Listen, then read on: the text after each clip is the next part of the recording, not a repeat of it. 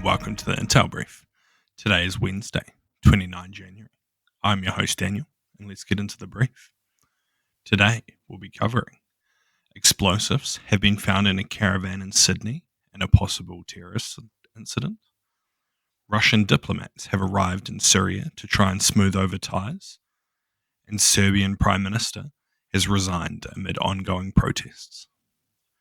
So firstly, explosives and a note targeting Jewish individuals was discovered in an abandoned caravan in Sydney, Australia. The find, made by a local resident, is being treated as a credible terror threat.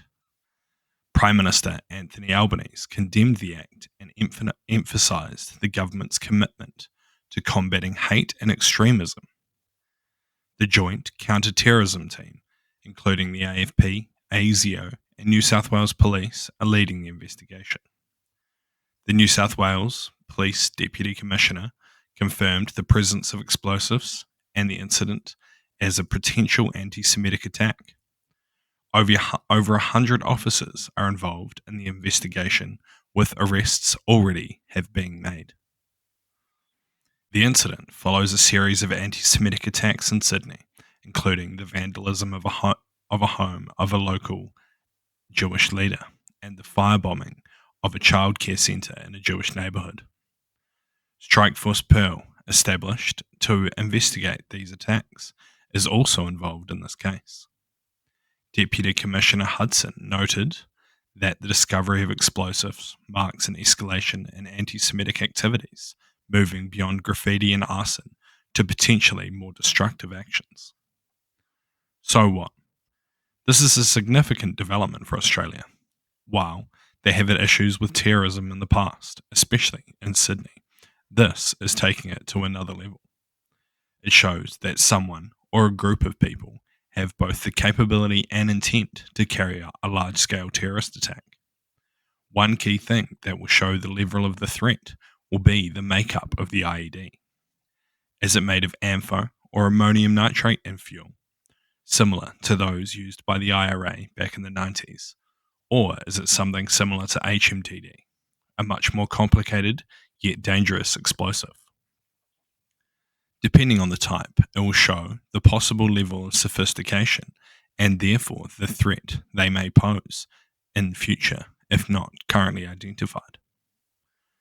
And next, Russian diplomats have made their first visit to Syria since the fall of the former dictator last year.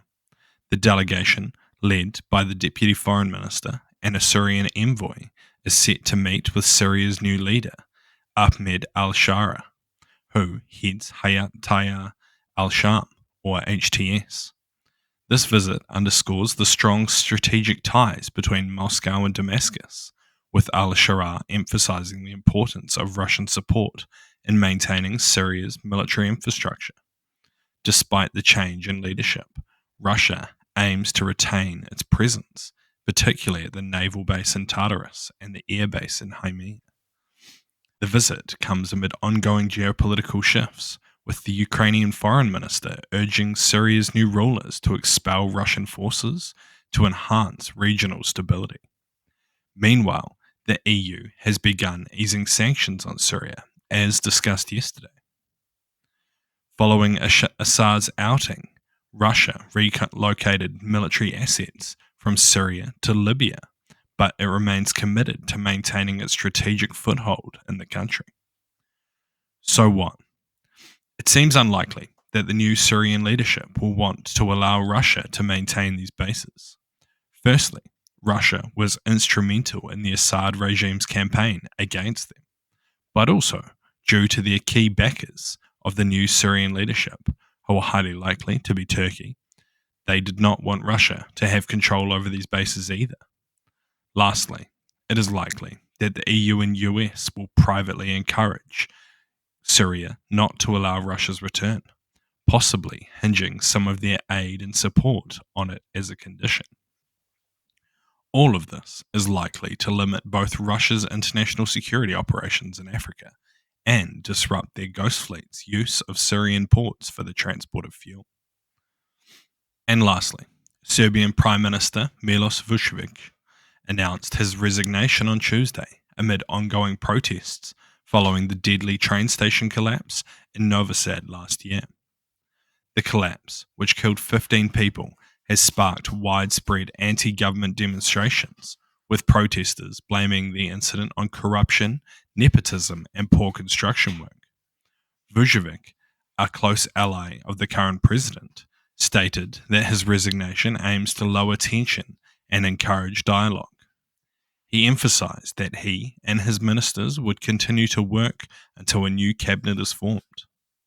The resignation must be confirmed by Parliament, which now has 30 days to choose a new government or call a snap election.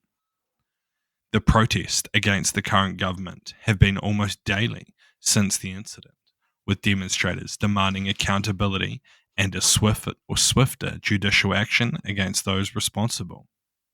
Vucevic's resignation follows the earlier resignation of the transport minister, who, along with several others, has been charged in connection with the collapse.